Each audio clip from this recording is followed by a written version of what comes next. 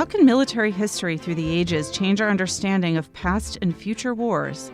Our new military history columnist, Tom Ricks, rounds up the latest in military history. Yeah, I think the overall takeaway when I look at these is how much work military operations are.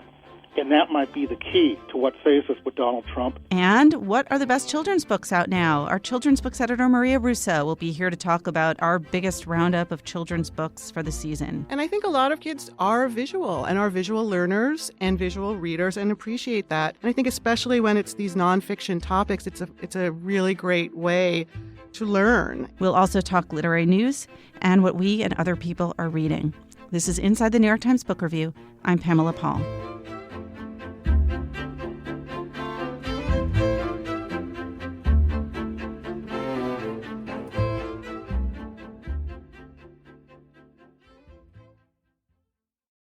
Tom Ricks joins us now. He is our new military history columnist who's written 5 books about the American Armed Forces, with one on the way about Churchill and Orwell. And this week reviews like a battalion of books. I have 11 books in front of me that he's reviewed in this issue. So, Tom, thanks so much for being here. You're welcome.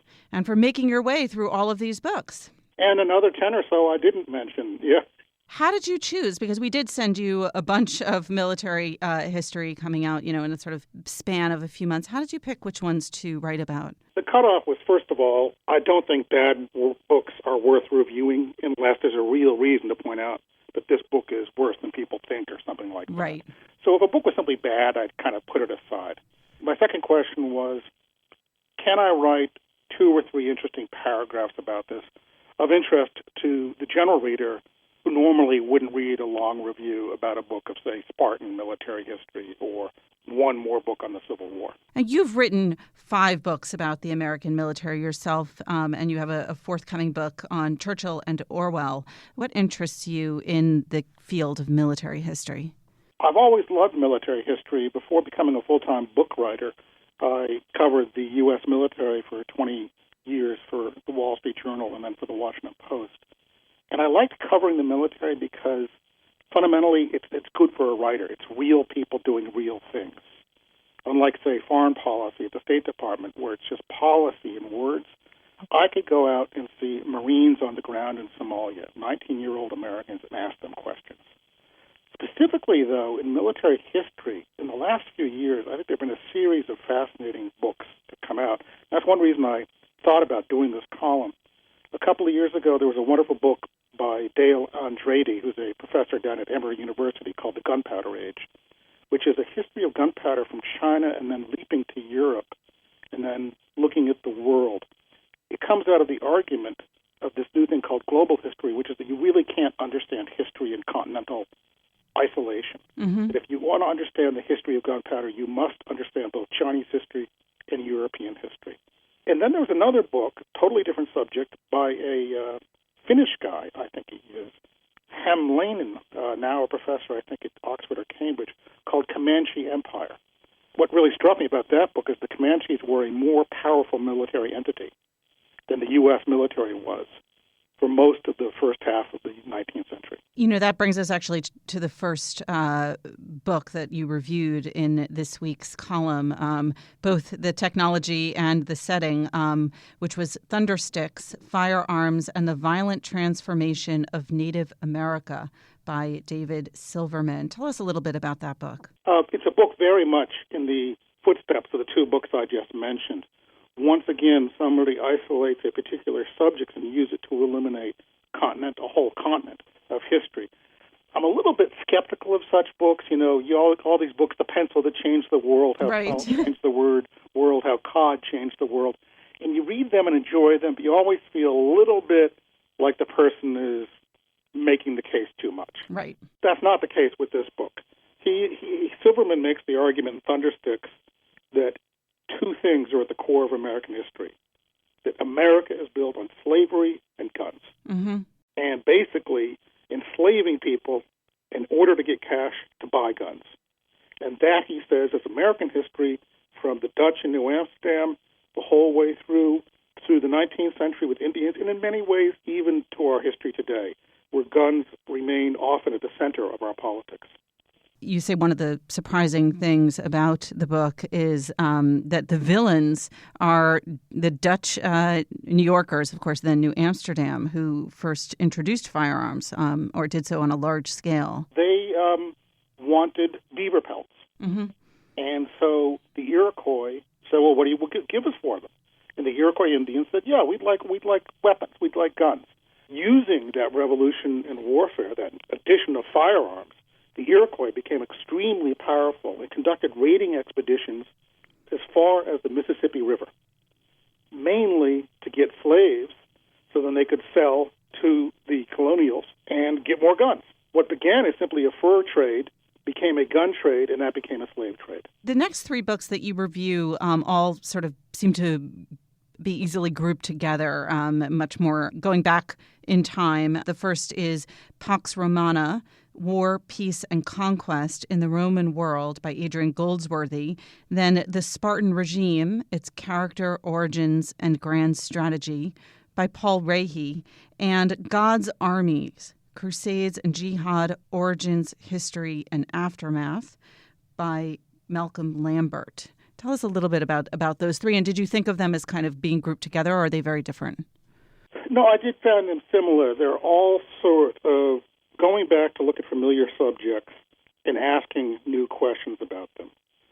For example, the book on Rome says, yes, we know the Romans were savage in putting down rebellions.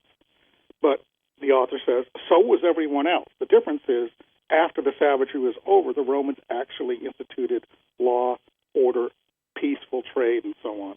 And he says we need to ask ourselves, in the long history of the Mediterranean, there's been only one time when the entire Mediterranean basin, north and south, east and west, was under one relatively peaceful regime. That was the Romans.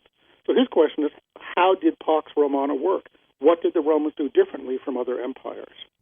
And what did they do differently? They were more thoughtful about it. Mm-hmm. They went in working for the long term, and they were at times surprisingly forgiving. So, for example, when Pompey Magnus is given the mission of getting rid of piracy in the Mediterranean, we tend to think of it as, oh, he probably just went out and killed them all.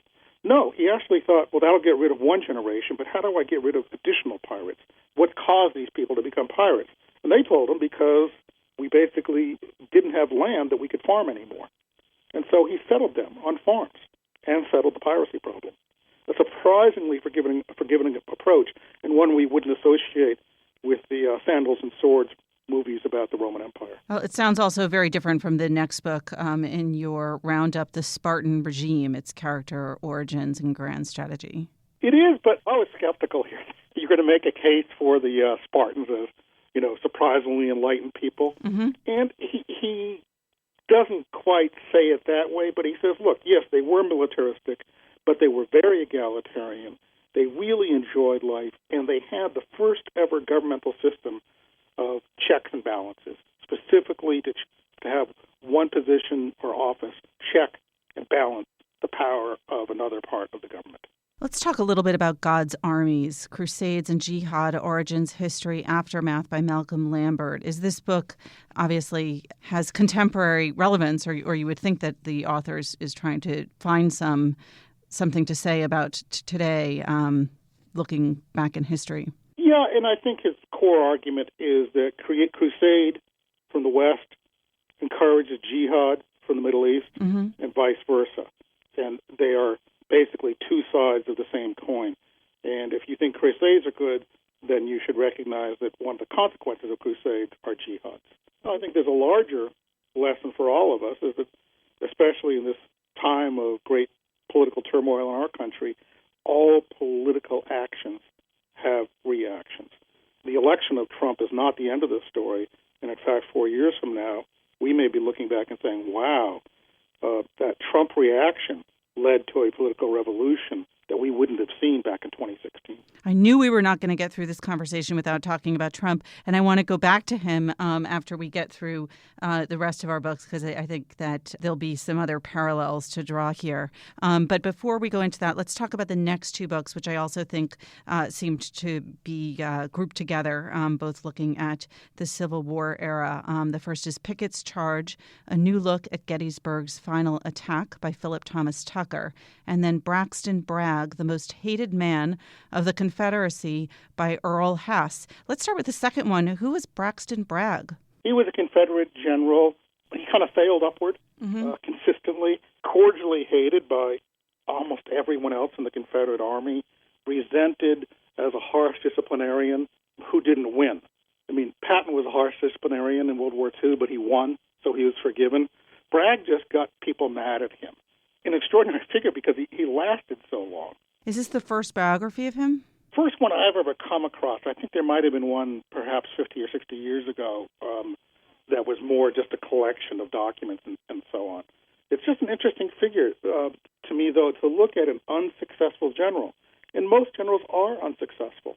And that's one reason that even though I didn't particularly like this book, I found it clumsily written, I still was intrigued just to read a thorough history of a losing general. Is there any heroism in Pickett's Charge, A New Look at Gettysburg's Final Attack? A lot of heroism. You know, it's an absolute slaughter, a bloodbath. But the interesting thing to do here is sort of, if this were a detective story, the question is, what could you possibly find to say new about Pickett's Charge? The Civil War is our most overstudied war. Gettysburg is our most overstudied battle, and Pickett's Charge is the most overwritten part of that battle. So what the author does here is really create a mosaic. Just it goes into extraordinary detail. How much did that horse cost? What was the background of this guy? Interesting little fact I never knew, that 3 of the senior commanders under Pickett had been roommates together at Virginia Military Institute. All 3 died in the charge.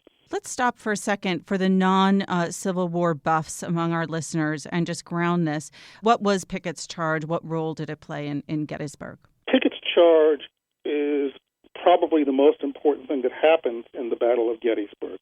It's the last big effort by General Robert E. Lee to try to break the Union line. And that's significant because when it fails, Lee withdraws, and the Confederacy never really threatens to win the war again. After that, it's really just a question of how will it end and what will the terms of defeat be. Pickett's Charge fails horribly, and historians have generally said badly. The interesting argument, the overarching argument that the author makes in this book is that it actually nearly succeeded.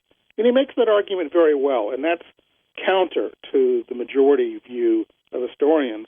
He also takes Longstreet, General James Longstreet, Lee's most important subordinate, who normally is seen as the voice of wisdom in cautioning Lee against Pickett's Charge. The author takes Longstreet and says, no, he was actually the villain of the piece from the Confederate point of view. He was the guy who was kind of skeptical, malingering, didn't do his best, failed to really hold up his end. And one reason that Pickett's Charge is such a slaughter is he fails to take out the Union artillery that just constantly hammers these guys as they charge 1.5 miles across a field. So by the time they arrive, this charge arrives at the Federal lines, they have been literally decimated, I'd say 10% or more, wiped out by cannon fire. And did you find Tucker's reexamination of Pickett's Charge to be persuasive enough that it might change the way Civil War historians view Gettysburg? I think so. I'll be interested to see the reaction to this. I subscribe to the Journal of Military History and some other military reviews. This is such a studied battle. I'm sure there's not just historians but buffs that will go through this book. But nobody, I think, can write about Pickett's Charge in the future without addressing the argument that this book makes that Pickett's Charge very nearly succeeded. You said that the Civil War is the most written about, most examined war in history, but it's got to be closely followed by World War II. And the next 5 books that you write about are about World War II and its aftermath. I'm going to run quickly through the titles, and then we can talk about them one by one, starting with Blitzkrieg, Myth, Reality, and Hitler's Lightning War, France, 1940, by Lloyd Clark. Then Commander-in-Chief, FDR's Battle with Churchill, 1943, by Nigel Hamilton.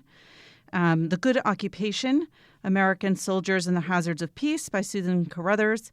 I'm not going in chronological order here, so I'm going now back to Pearl Harbor, From Infamy to Greatness, by Craig Nelson, coming up on the 75th anniversary. And then The General versus the President, MacArthur and Truman at the Brink of Nuclear War, by H.W. Brands. Let's start with Blitzkrieg, which is the first one you review. Tell us a little bit about this book. You're right that World War II is, right after the Civil War, the most heavily overwritten, overstudied, overpublished part of American military history. Lloyd Clark's Blitzkrieg is especially interesting to me because it's about one aspect of the war that Americans don't really pay attention to, which is World War II before America was part of it. Mm-hmm. Blitzkrieg is about the German invasion of France in 1940. It's a really interesting story. Usually, even now, when people write about the German invasion of France, they write about it from the perspective of generals. And Clark does a very good job of taking us down to the level of soldiers. How did the sergeant leading a squad perceive what was going on? What was it like to be taken prisoner? Why were the Germans so successful, despite the fact, for example, that they had fewer tanks than the British and French did? Does it offer new kind of insight into how France fell so quickly? No, I mean, why France fell so quickly, I think, has been done very well. William Shirer's book on the fall of France, Alistair Horn, To Lose a Battle. This offers more of a cinematic view at the grassroots level. What was it like to be in this? The next book you review is on Pearl Harbor. Obviously, there's the anniversary coming up next month, so not the only book on the subject. Yet there have been many books written about Pearl Harbor. What's new in Craig Nelson's? Unfortunately, I didn't find much new in Craig Nelson's book. It struck me as sort of workmanlike, close-up, again, somebody not trying to look at the generals and the admirals and the presidents, but at the sailor's eye level. In this book, I didn't find it amounted to anything greater. The Pickett's Charge book, through all its small little insights and glimmers, gives you a wonderful mosaic of the battle. Pearl Harbor just felt to me like a pile of anecdotes and numbers that didn't lead anywhere. What's your favorite book about Pearl Harbor? What's the best book if someone wants to read something going into the anniversary? Probably Roberta Wallstetter's study of how it happened. Mm-hmm. And then there's all the classic sort of At Dawn We Slept and the sort of big fat histories of it and so on. And honestly, I didn't think that Craig Nelson's book added much to that bookshelf. All right, let's turn to The Good Occupation, American Soldiers and the Hazards of Peace by Susan Carruthers. A book that intrigued me simply because you don't see a lot of books about military occupation, peacetime militaries, and so on. Yet this is what militaries do most of the time. Most militaries, most of their time, don't fight. Many generals never see battle. So Susan Carruthers tackles this very difficult subject of what happened in the American occupation of Germany after World War II. What was the most interesting thing that you learned in this book? Kind of how hard it is to write an interesting book on the subject. Is it an interesting book? It is interesting, but it's not intriguing. Mm-hmm. It's sort of important. It's like doing your income taxes. Right. You know it's important, but it's still a kind of a slog. And it was a slog for the soldiers involved. My favorite quote in the book was the American officer who said that being assigned to Germany in May 45 was like being in the ballroom after the ball was over. It was a rather dull time. One of the most interesting facts to me was because they wanted to get the combat soldiers home, pretty soon in the occupation, the American soldiers doing the occupation were not combat veterans. They were the guys drafted in 1945, trained up, and sent over in 1946 to replace the homecoming veterans. All right, let's move from the men on the ground up to the very top. The last two books that you reviewed, both from prominent historians, Nigel Hamilton on Commander-in-Chief, FDR's Battle with Churchill, 1943, and then H.W. Brands has a new book, The General versus the President, MacArthur and Truman at the Brink of Nuclear War. Shall we start with the Hamilton? Sure. I enjoyed the Hamilton book partly because I think he's wrong. The core of his argument is that Winston Churchill really was a drag on World War II, that his judgment was poor, that he pissed off the Americans more than he needed to, and that he kind of meddled rather than was effective. I don't think it's an accurate portrayal, but it is interesting to see Hamilton mount that argument. It's also, I want to say, I think the only book I can remember that in the acknowledgement sections denounces his previous publisher. Really? He bailed out on this. He's doing a trilogy on Churchill and Roosevelt in World War II, and apparently after Volume 1, his publisher bailed out on him. So he takes a zing at that. Let's look at the final book, moving ahead in time as well, The General versus the President, H.W. Brands. What's this book about? It's about Truman's confrontation with MacArthur during the Korean War. Essentially, MacArthur wanted to use nuclear weapons not only in Korea but also against China. He thought with about 36 nuclear weapons he could tidy up that war very well, and all he'd have to do is bomb Chinese ports, airfields, and command centers.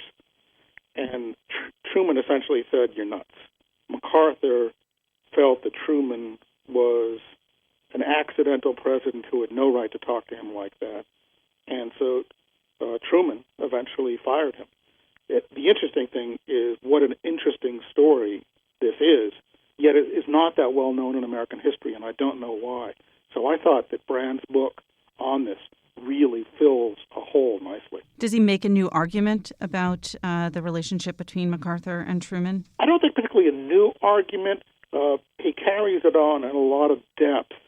I think what you're seeing is a general step back at MacArthur and realizing that despite the way Time magazine especially touted him and the American right touted him, MacArthur was in many ways a great failure, and as a general, politically very dangerous. MacArthur thought he would be president. In fact, MacArthur delivered the keynote address at the 1952 Republican Convention in Chicago. But the speech flopped. MacArthur was a distant figure to people. He didn't come to the United States from about 1938 until he was fired in 51. So a lot of people in America, heroized him, but really didn't know him. Up close, MacArthur was a less appealing figure. And the irony of the 1952 Republican Convention is they did indeed nominate a prominent World War II general, but it was not MacArthur. It was MacArthur's former aide, Dwight Eisenhower. I think the country dodged a bullet when that happened. I'm glad you brought it back to the political arena because, of course, we can't help but think about these books in the context of this moment in history, looking at Trump's victory, where a lot of people are unsure of where he'll stand in terms of foreign policy. Anything in these books that offers insight or any wisdom going into what feels like a very uncertain period for America? Yeah, I think the overall takeaway when I look at these 11 books and the other 10 that I didn't include in the survey is how much work military operations are, and that might be the key to what saves us with Donald Trump. Trump is many things, but underappreciated is just what a lazy man he is. He doesn't read. There's no way he's going to get his arms around military operations unless he studies a lot harder than he ever has in his life. So I think he might well tell the generals, do this, do that, and they'll say, we'll look into it. Then they'll send him back 100-page studies of how that can't be done. And he won't even read them. He'll just say, fine, I'll go do something else. All right. Well, given the futility of the recommendation, even so, if you had to recommend one of these books that you wished, if not Trump, then someone on his team of advisors would read among these, what would it be? Probably Brand's book, MacArthur versus Truman, The General versus the President. But overall, I'd say the single best book ever written on the relationship between military high command and the presidency is by Elliot Cohen, a professor at Johns Hopkins, called Supreme Command. Really, for my money, is the best book and one of the best books ever on military history. All right. Well, Tom, I hope that someone is listening from Trump's team to your recommendation. Thomas Ricks is our new military history columnist, and his first column, which rounds up 11 of the latest books on military history, runs this week in the Book Review. Tom, thank you so much. You're welcome. Thanks for having me, and thanks for having me be the columnist.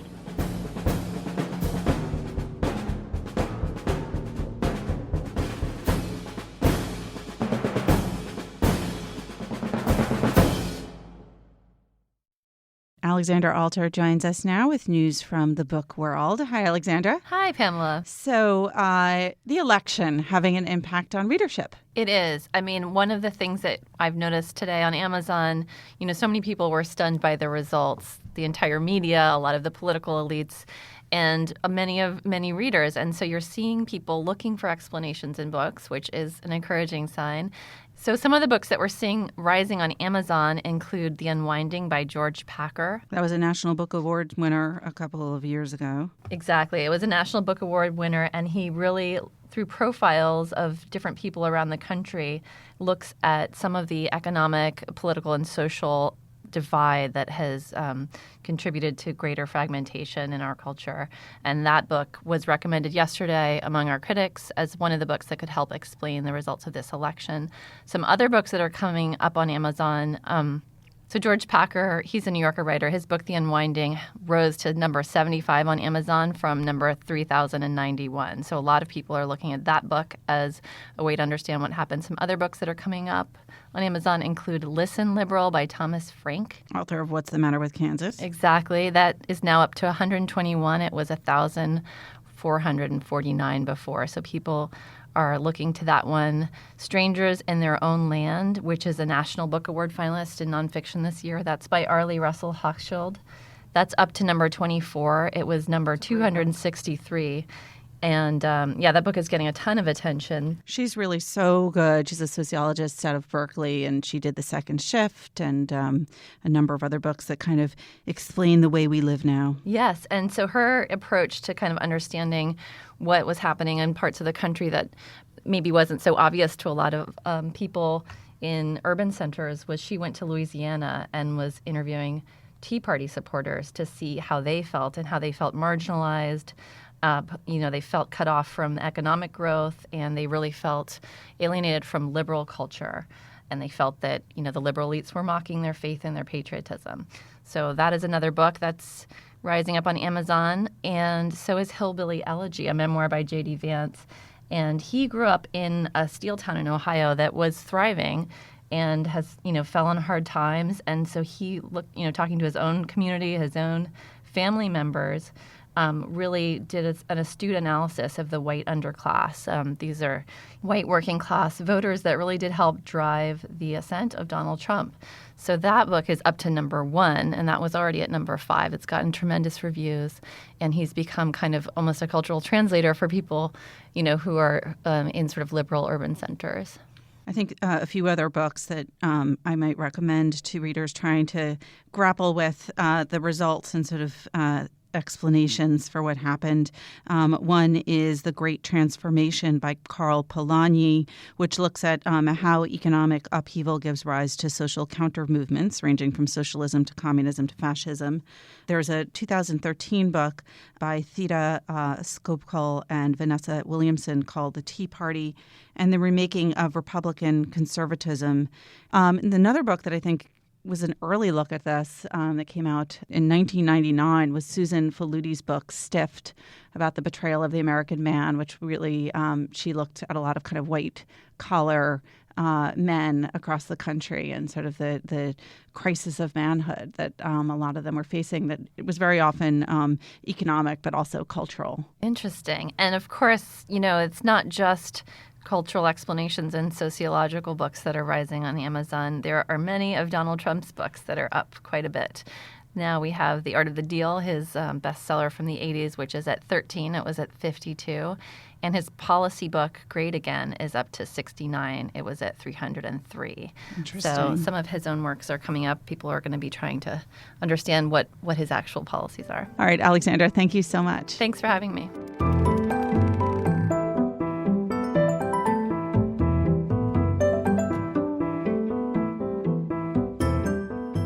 We're joined now by the person with the best job at the New York Times, Maria Russo, our children's books editor. Maria, Hi, thanks Pamela. for being here. I completely agree. And this is our biggest children's issue of the year, our big November feature, which has the best in picture books, middle grade fiction, nonfiction, roundup of all the new YA books, as well as the winners of this year's Best Illustrated Awards, the 64th anniversary of those awards. There's so much to talk about. Let's talk about a few themes that emerge in some of our favorites. Maria, do you want to start with some of the nonfiction books in this week's issue? I think that the nonfiction for kids right now is really exciting and different and really changing, becoming much more readable, much less textbook-like, and more like what adult nonfiction is, just books about history or about facts that are fun to read and well-written. And bonus, because they're for kids, beautifully illustrated often and copiously illustrated with photographs and illustrations. So it's like not just about imparting information, right. but really telling it's a story. Reading experience. It's a visual experience. I think it's a fantastic development. And we have a wonderful review by Jabari Asim of 3 books about slavery, for example, that are really great, well-timed in many ways. Of course, last year there was a lot of controversy in the children's books world about books about slavery that were considered a little too blithe, a little too much smiling and positivity. And these are 3 books about slavery that tell it like it is and give some hard facts to children very beautifully. It's a tough balance to do, right? Because you don't want to traumatize children, but you don't want to sugarcoat reality. Exactly. And it's been surprisingly hard to find that balance, I think, over the years. But I think that authors and publishers are getting there. There's a wonderful book called Freedom Over Me by Ashley Bryan, who is just a beloved and veteran illustrator and author. He found a ledger from 1828 of slaves and other farm items about to be sold, and he turned that into a book. He took each person and told their story. They speak in the first person, and he created these wonderful collage-like illustrations and presented them as people and their predicament and their heart. He kind of presented their heart and presented these people as people, and that's something children can really relate to, with bringing slavery down to the individual people, the individual lives that were What affected. age is that for? And that's a picture book. That's really ages 4 to 8. I think a 9 and 10-year-old would probably appreciate it too, and perhaps understand it in a even more devastating way, because a lot of it is about the exchange, the economic exchange. On each picture, he puts the price, which is what can really I think one of the misconceptions often about picture books is that they are just for little kids who don't yet read on their own. And in fact, there are a number of different sort of common age categories for picture books. You have the 4 to 8, you have the 5 to 10, you have the 10 and up. There can be a lot of complicated, sophisticated information that's well told in that format. And I think a lot of kids are visual and are visual learners and visual readers and appreciate that. I mean, I know my 10-year-old son I have a 6-year-old and a 10-year-old. I read picture books to the 6-year-old, and I see the 10-year-old joins us and is enjoying it just as much. And I think especially when it's these nonfiction topics, it's a really great way to learn. What are the other books about slavery? There's another one that I really like that was absolutely devastating called My Name is James Madison Hemmings. It's a first-person story of one of Thomas Jefferson's sons by his slave, Sally Hemings. And it's just the facts of my life. My mother was Sally Hemings, a slave of the great man, Thomas Jefferson. But the voice is so full of longing and confusion. This child trying to understand, how can I be his property and his child? Yeah. And the author is Jonah Winter, who is he's great. He's just a fantastic writer of nonfiction, biography, especially picture books for young children. And what he brings is the facts plus the emotional story. So you have the emotions not just of James Madison Hemmings, but also of Thomas Jefferson. And he has this great moment where he says, I wonder what he felt. Maybe he didn't even really know what he felt. And it seems very plausible to me. He really, in the end, didn't actually know what his feelings were about these children who were his property and how they were treated and what their lives were like. And what age is that for? Publishers will usually put 4 to 8 on these kinds of picture books, but I think parents and teachers and librarians can make their own decisions on either end of that. Certainly, I think a 9 or 10-year-old who's learning about slavery for the first time in school would appreciate this book. All right. Other nonfiction in the issue that you want to point out? Yeah, I mean, another, again, in that wonderful slavery books review by Jabari Asim, there's a book by Kenneth C. Davis, the popular historian, don't know much about history series, called In the Shadow of Liberty, The Hidden History of Slavery, 4 Presidents and 5 Black Lives. This one seems to me really well timed right now. It's definitely for older children, I would say 10 and up. It's about the slaves who belong to presidents. You know, we really do actually know a lot about them and about their lives and about how they intertwined with the presidents. And it tells it like it is. It's pretty brutal, but it also presents a question that I think children, especially now, are grappling with. You know, how can a president be someone who does things that go against the values of our country? How can we look at a president and look at his behavior and square that sometimes when it doesn't look like what we're expecting? And, you know, I think the idea in this book is, you know, they're not gods. They're human beings. I think that could be very comforting and helpful for children right now to look back and say, you know, we've always had presidents who have done things that we grapple with that go against the values of our country. Earlier on the podcast, I spoke with Tom Ricks, our new military historian, and it's interesting that there have been a lot of books about World War II specifically aimed at young readers, and you have 2 of them in this week's issue. Right. We do have 2, again, nonfiction books about World War II. Lots of fiction about World War II has done really well. The Book Thief, for example, have been bestsellers for years and still have a devoted following. I think what we have in this issue is 2 great examples of this trend in nice, readable nonfiction for children. The first one is nice but not nice subjects. No, nicely done on nice very dark subject topic at all, and yet there's hope in this book. You know, this is The Plot to Kill Hitler. It's a biography, really, of Dietrich Bonhoeffer, the German pastor and spy who conspired several times to assassinate Adolf Hitler. And this is a story that, you know, you're going to get the kid audience in there because there's intrigue and suspense and danger and bravery. You know, it's pretty amazing, you know, that they tried to do this and failed. And ultimately, he was killed, hanged in a concentration camp by the Nazis. But the story is also about, you know, he's a theologian. He's a hero who's a theologian who did this because of his religious principles and was articulating an idea about Christianity that had to do with the world community, that was reaching out across what we see as borders of religion. And it's just another book that right now I think will be really comforting and exciting at the same time. There's also a new book, Sachiko, a Nagasaki bomb survivor. This is a wonderful, very illustrated book. This book has a lot of photographs and documents in it, a story that you don't hear as much from World War II, right? The survivors of the bomb, the devastation and suffering. And this book was longlisted for the National Book Award. It's so devastating. It's one woman's story. She was an unlikely survivor. Everyone else in her family died either immediately or over the years of various cancers and infections.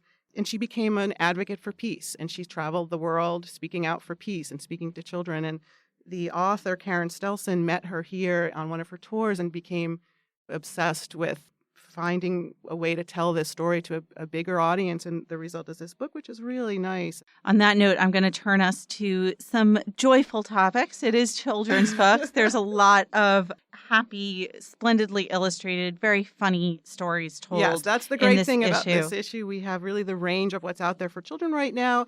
And the picture books, where, as everyone keeps saying, we're in a golden age of picture books. There's so many wonderful picture books out there right now.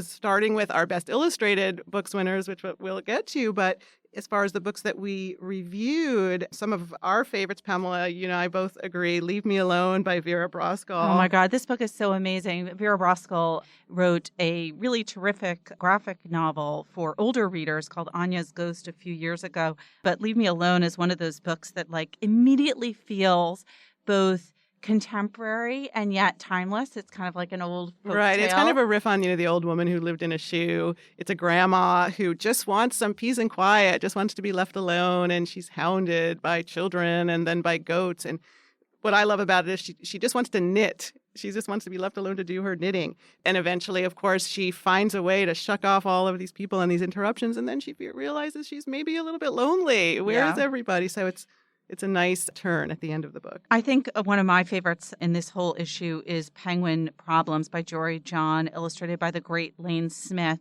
because it's a funny story, but it starts from a place that I think a lot of parents will recognize when their children have negative feelings and just like see the grim side of everything. This story has this peevish little penguin as And Mortimer, yeah. hero, I mean, this is where he's just like, I'm cold. This walk is too long. Like there's just something terrible to be found in every situation. I mean, this is a great picture book about complaining, which is a huge issue for most parents. But it's also about processing negative emotion and learning to exactly. Well, what happens is, I just have to call out the funniest spreads are rows and rows of penguins, and Mortimer's going, "Mom, Dad," and the other penguin's going, "I have no idea who you are." Yes, totally. It's just like it's not. So there's almost like a devastating edge to this. It's funny, but it's also like, wow. But by the end, he meets a walrus who gives him a long lecture on all the beauty in the universe and all the great things he has to look forward to. And it's sort of lovely and lyrical and surprising. We're not expecting this to come in a funny book about complaining, but it makes you think, right, there's always that other side of it. There's the complaining and then there's the appreciation. And then my other favorite picture book is King Baby, written and illustrated by Kate Beaton. That is the cutest book in a long time. Kate Beaton is so great. She's a comics artist. She uses a comics style, but it's really a picture book. So the people just look sort of like groovy hipster parents that you might see in a comic. And the insanely adorable and then baby, the baby at its center is like a an egg right, with a crown. With limbs, but with these very devious eyebrows because he's ruling the household and he knows it. And he's got everybody at his beck and call. And that goes really well for him for a while until there's a mysterious intruder and it's another baby, and who eventually he realizes he can share the stage with as Queen Baby. So it's a great book for kids who are getting a new sibling. It's really the kind of book that anyone who has a baby in the house will appreciate, or who has ever had a baby in the house. Irresistible, I have to say. It is. So let's talk about some good fiction for young readers, middle grade fiction, that kind of perfect story for your 4th, 5th, 6th grade child. Well, one of the books we have reviewed in this issue is a finalist for the National Book Award, which will be announced next week. It's called When the Sea Turned to Silver by Grace Lynn. And this is a wonderful book for, 8, 9, 10-year-olds. Also, I think as old as 14 and 15 could appreciate it. So it's the third in a trilogy, but you don't have to read each of the first two books, right? Exactly. It stands alone. All of these books are kind of collecting folk tales and weaving them together. They're connected in ways that you will realize if you read them all, but you won't realize if you just pick up this third one. This is a book with magic and transformations and a quest, a girl whose grandmother is kidnapped by the evil emperor, and she's always been a quiet and shy girl, and now she's forced to emerge and go and rescue her grandmother and traverse dangerous lands and waters, and the people and creatures she comes across are full of magic and more danger for her. And it's just, the language is beautiful, the stories are perfectly crafted, and there's art. Yeah, Graceland is also one of the an things I illustrator. really love about this trilogy is that it's so beautifully packaged, and that a lot of middle grade fiction is not illustrated at all, or it's illustrated with pen and ink. And this is full color, These lush are illustrations beautiful throughout full the book. color plates that Grace Lynn herself has done. And that is another thing that I applaud when publishers do. I think the kids love it. There's so many kids who just turn the pages waiting for that next illustration. And with this book, there's beautiful, at the beginning of each chapter, there's a line drawing, and then you get these beautiful plates that are embodying some of the stories. One final thing before we wrap it up. Let's just talk for a few minutes about YA, which is young adult. You have a roundup of fantasy fiction and then sort of more realistic tales. And there are 12 books in all. 6, yeah. But let's just talk about, if you had to say 2 favorites in this roundup of YA fiction for the season, what would you recommend? Okay, I'll pick especially one. for our older readers. I will say these are all books that grown-ups can and do read and enjoy. They're about teenage protagonists and adolescent conflicts, but that's a subject of much great literature through the centuries. Now we categorize it as YA, but it doesn't mean that the readers can't be older. For realistic fiction, there's The Sun is Also a Star, which has immediately parked on the bestseller list, and for good reason. This is a realistic book that all takes place in one day a girl who is about to be deported back to Jamaica and a Korean American boy kind of meet cute. She's about to be hit by a car because she's texting, and he kind of pushes her out of the way. They have an instant connection, and the rest of the book kind of follows the one day that they spend together because she's got to leave the country the next day. But they have this great love, and there's flash forwards and flashbacks. It's a very creatively written book. There's bits from side characters who get the stage for a page or two. It just creates the sense of the richness of life, the coincidences that shape our life, but also the choices we make. It's Nicola Yoon, who is a rising star. She was the author of Everything, which another bestseller. She just has a kind of headlong, exciting voice that's also very sensitive and compassionate and fun to read. So that's a book that I think is probably going to be on the list for a while. For fantasy, I'm not finished yet. I'm just starting a book that our reviewer, Jeff Giles, really liked, Still Life with Tornado by A.S. King. I'm loving it so far. This is about a 16-year-old girl with a familiar set of problems in her life who gets to meet future versions of herself. And it's just these encounters with the future self are just kind of breathtaking, and such a great idea for a book for teenagers to spark their as you know, and as our review points out, you know, the girl's name is Sarah. The Sarah at 40 seems to be pretty well adjusted and happy. So as horrible as her life is at the moment that, you know, the action is taking place, we also have in front of us this idea like, well, it's going to work out for her. In his review, Jeff Giles has two great lines. One is, Spike Jonze should buy the movie rights immediately. And then he ends it with, read this book, whatever your age, you may find it's the exact shape and size of the hole in your heart. Yes, that was a review that sent me. That makes me want to read it too. So far, I'm really enjoying it. All right. Maria Russo, our children's books editor with the best children's books of the season. Thanks so much, Maria. Thanks, Pamela.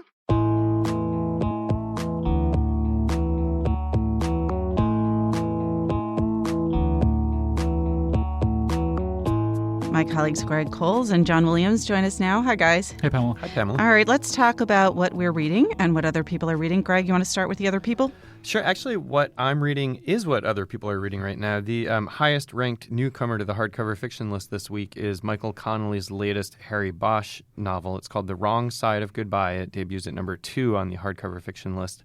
And I wrote about Connelly this week for the column, and in the course of talking to him for that item, I started flipping through this book. I've read some of the earlier Harry Bosch books. He's this guy who was a longtime LAPD detective. He retired in the last book and became a private investigator.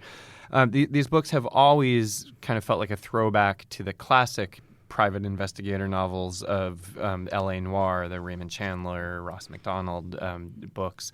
And Connelly was a crime reporter for the L.A. Times back when I went to college in Los Angeles in the early 90s. And so I have been aware of him as a writer since that time. And then when he started writing novels, I've read many of these books, not all of them. So I started reading the new book to talk to him about it for the column. And I just got sucked in the way that you often do. That's what they're built for. That is exactly what they're built for. So I am kind of deeply sucked into it now. I'm probably about 150 pages into that after reading it for a couple of days. Cool. It's one of 2 new books on the hardcover fiction list this week. And there's also one new title on the hardcover nonfiction list. It's a biography by the sports writer Jeff Pearlman of Brett Favre, the great Green Bay Packers quarterback. That book is called Gunslinger, and it's new at number 13 in nonfiction. All right, John, you've walked in here with no books and coffee. What does it mean? It means I've been losing sleep and not making use of it to read. I read something that I'll be able to talk about in a couple of weeks, not to be too secretive. And then I read actually an issue. Wait, seriously? You're going to do that? You're going to leave us with a little cliffhanger like that? Yeah, absolutely. Keep people tuning in. And I read an issue of The New Yorker from cover to cover for the first time in a long time. And then I just started Zadie Smith's new novel, Swing Time, which is I'm only about 25 pages in, so it'd be kind of foolish to talk about it yet, but I'll update you next week on my opinion of it. I'm generally a fan of hers, and I've heard interesting things about this book that make me wonder how I'm going to react to it. So what about you, Pamela? You have something something open. All right. Wow. No answers from John Williams there. Tight-lipped. I am also in the middle of a book. I'm in the middle of Hamilton. I'm going to take a week off from talking about it to talk about another book I'm in the middle of, and I hope to finish soon. It's actually a short book, but one that's gotten a lot of acclaim already this year, The Vegetarian by Han Kang, a young Korean writer. This was the winner of the Man Booker International Prize, so not the Man Booker Award, but the award that they give to books not written in English. So this is a translation. And it is a really interesting, creepy, unsettling, very original piece of fiction.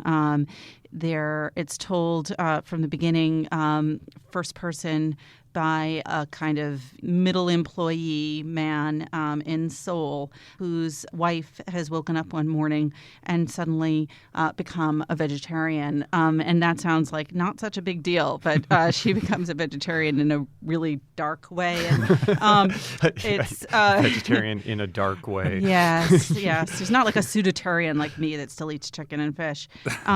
She totally stops eating all meat and gets it out of the house and, basically eats kimchi and rice. And it's interspersed with these kind of dreamlike first-person segments that are told from the wife's point of view. And just to give a sense of just how dark and bleak it is, I'll read one little part. She's recalling something that happened during childhood where a dog in the neighborhood bites her, and the dog, her father, ties the dog to a tree and scorches it with a lamp. So she goes on to say, he says it isn't to be flogged. He says he heard somewhere that driving a dog to keep running until the point of death is considered a milder punishment. The motorcycle engine starts and father begins to drive in a circle. The dog runs along behind. 2 laps, 3 laps, they circle around. Without moving a muscle, I stand just inside the gate watching Whitey, eyes rolling and gasping for breath, gradually exhaust himself. Every time his gleaming eyes meet my own, I glare even more fiercely. Once it has gone 5 laps, the dog is frothing at the mouth. Blood drips from its throat, which is being choked with the rope. Constantly groaning through its damaged throat, the dog is dragged along the road. At 6 laps, the dog vomits blackish red blood, trickling from its mouth and opening throat. It actually goes on from there. So it is not for the faint of heart. Visceral. Yeah. Really visceral. And I actually was physically, I was reading on the subway the other day and I felt like I was physically reacting, like shuddering and gasping and closing my eyes. On that cheery note and on this, in this sort of dark time, thank you both. See you next week, Pamela. Thanks, Pamela. Remember, there's more at nytimes.com/books. Our producer is Jocelyn Gonzalez, and you can always write to us at books@nytimes.com. Thanks for listening. For the New York Times, I'm Pamela Paul.